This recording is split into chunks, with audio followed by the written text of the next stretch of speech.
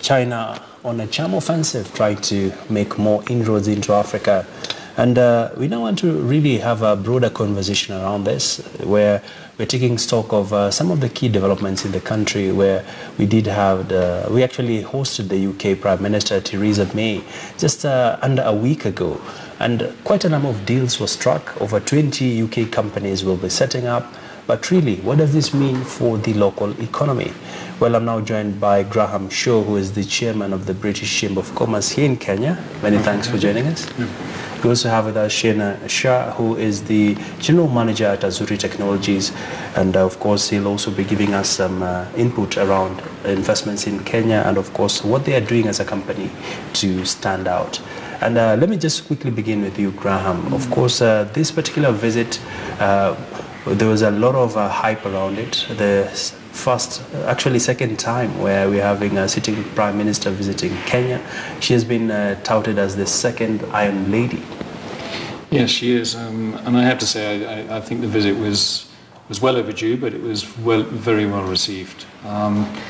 She obviously, I think, has been focusing very much towards us in Kenya and to Africa, because after the CHOGM event, which was held only a few months ago, we didn't realize that 19 countries in Africa are members of the Commonwealth. So I think it's well overdue, and I think it's been very well received, and her visit here was exemplary. She spoke very well received by the President, and I was at two functions with the Prime Minister and His Excellency. And they gave very, very strong speeches, which is fantastic, and support. And looking at the big picture, Graham, just share with us the finer details. Of course, the dust is now settling. And what do we know so far in terms of the 20 companies that will be setting up, and which areas are we looking at? Well, it's actually quite an interesting question, because I've now been chairing the British Chamber now for about 4 years. The British footprint here is strong. The connection between Britain and Kenya, culturally, historically, and by language, is very, very powerful. So over the last 4 years, we have collected members on the British Chamber. Now we're over 270 British companies and Kenyan companies who are partnered with British companies. So there's a lot of link between the two countries. So in terms of the 20 companies who are coming to join, with open arms, and we'll certainly help them. We've got a very good working environment in Kenya. The work ethic here is strong, and I've travelled across a lot of Africa. We should be proud of our workforce. All right.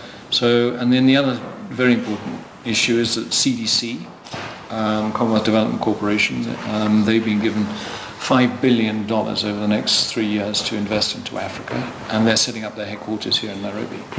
So I think we should also be fairly proud of that. So yes, there is a lot of momentum. Competition, the President going from the United States to then receive and host the British Prime Minister, and then to be in China. Don't know too many presidents who've had that much attention in such a short time, so I also congratulate him. Quite a busy diary for him. Very busy. And let me bring in Shena. Of course, as a company that has interest in Kenya's energy sector, there seems to be a lot of buzz across the world, where Kenya is now one of the countries that every investor wants to have something running. Absolutely, Abby. In fact, we as Azuri were honored to be part of the Prime Minister's trip to Africa. So not only in Kenya, but our CEO, Simon, accompanied the Prime Minister to Nigeria, South Africa, and of course, Kenya. And we were one of the 6 startups chosen to showcase our work. And yes, the Paygo solar sector is a very exciting time to be here. And once again, a bit like our mobile money leadership, Kenya is leading in the Paygo solar space, where the government is also very supportive in this space. And in fact, the Kenya government has made the off-grid solar sector to be part of Kenya's 2020 electrification strategy, where we are contributing to make sure that every Kenyan has access to power, not necessarily through grid, but through innovative sector like ours. All right. Let me throw it back to you, Graham. Looking at this degree of interest for Africa and for Kenya right now by the British, government. Talk to us about, from a trade perspective, what should we expect? Quite a lot. I think, let me just start by saying I think Britain and Kenya are the only two countries that have an equal balance of payments at about $1.2 billion each way. And I think that's something to be proud of from a British perspective. And I'm fully aware that the Prime Minister is going to be encouraging that trade to grow. What we've got to also remember is I think we've also got to see and encourage Kenyan companies to look north and to also partner with British businesses. Britain's strength is not in building roads and railways. That very much is part of the China strength. Where our strength is in engineering, in the quality control, in the financial sector, and now in the agricultural sector. And I think there's a big push, certainly with the 4 pillars that we've been told about from the President. It's very interesting to note that it was announced today that DFID have just announced a $55 million program to develop agriculture in this country. Mm-hmm. All that does is it just generates a lot of enthusiasm from companies who are maybe looking to expand outside the United Kingdom, particularly with Brexit appearing, to come out and have a look. And there's some very good opportunities in Kenya. All right. And as we near to wrap up, Shenha, as a company, you have been really aggressive in terms of rolling out your solar program, where you're targeting homes, where you have an interesting model where you're saying pay as you go. That's right, yes. So, in fact, we've been in Kenya even before Brexit and before all these trips happened. We've completed 5 years here. So far, we've invested more than 2 billion shillings, and we've raised debt for another 2 billion shillings to invest here in the region. We've had innovative products like our lighting system, which is pay-as-you-go. We were the first company to introduce our fully integrated solar satellite TV, which is also doing wonders for the Kenyan population. They're enjoying the entertainment using that. And we work through partners. And last week we announced a milestone partnership with a big multinational FMCG company, which is Unilever.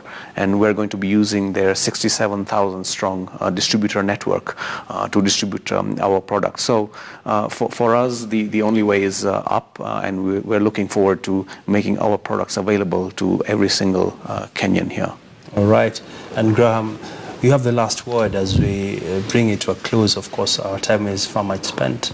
And many of the business people are concerned, will the Brexit really knock back home here in Nairobi? It's a very good question. It's something that's been asked. We've had various committees just looking at it, but I think the Prime Minister made it very, very clear on Thursday when we were at Strathmore Business College. She basically said that after Brexit, the British tariffs and quotas will remain. So I don't think we need to worry too much with that message. And I hope that we can develop and build up our trade relationship even more. All right. Many thanks, gentlemen. Well, we now want to go for a quick commercial break.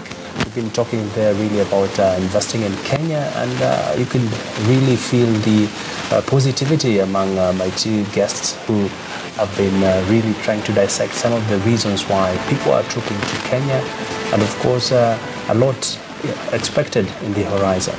Well, let's go for a quick break. We still have much more.